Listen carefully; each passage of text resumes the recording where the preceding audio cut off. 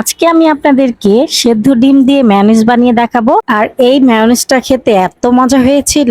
আসসালামু আলাইকুম। সেদ্ধ ডিম দিয়ে মেয়োনিজ বানাতে যা যা লাগবে সবকিছু এখানে নিয়ে নিয়েছি।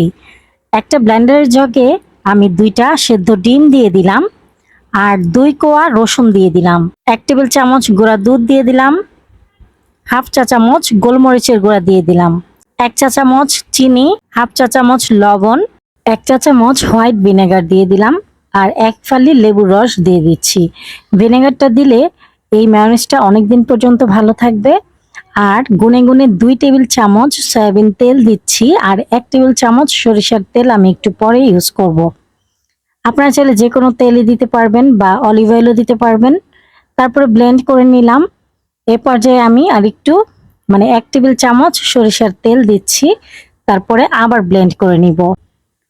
সেদ্ধ ডিমের কারণে মেয়োনিজ হতে আমার বেশিক্ষণ লাগেনি আর কাঁচা ডিমের মেয়োনিজটা একটু সময় বেশি লাগে মেয়োনিজটা হতে।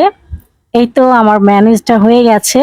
খুবই ক্রিমি ক্রিমি টেক্সচার আসছে আর খেতে খুবই মজা হয়েছিল আলহামদুলিল্লাহ। আসলে এই রেসিপিটা আমিও ফার্স্ট টাইম ট্রাই করলাম। ভাইরাল রেসিপি বলে কথা আর রেজাল্টটা কিন্তু 100% আসছে। তো একটা বাটিতে ঢেলে নিচ্ছি। আর আপনারা এই মেয়োনিজটাকে 10 থেকে 15 দিন পর্যন্ত নরমাল ফ্রিজে রেখে খেতে পারবেন। আর এই মেয়োনিজটা থেকে কিন্তু একটু সেদ্ধ ডিমের যে একটা গন্ধ থাকে সেটা কিন্তু আসছিল না। আর মেয়োনিজ যেহেতু বানিয়েছি তার সাথে খাওয়ার জন্য আমি কিছু ফ্রেঞ্চ ফ্রাই করেছি এখানে। আর আমার মেয়ে নুডলস রান্না করেছিল।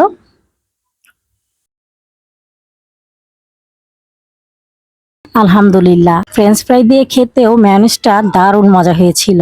ভিডিওটি ভালো লাগলে প্লিজ একটি লাইক দিবেন। ভিডিও সংক্রান্ত কোনো মতামত থাকলে কমেন্টের মাধ্যমে জানাতে পারেন। আজকের মতো ভিডিওটি এ পর্যন্তই। আল্লাহ হাফেজ। আসসালামু আলাইকুম।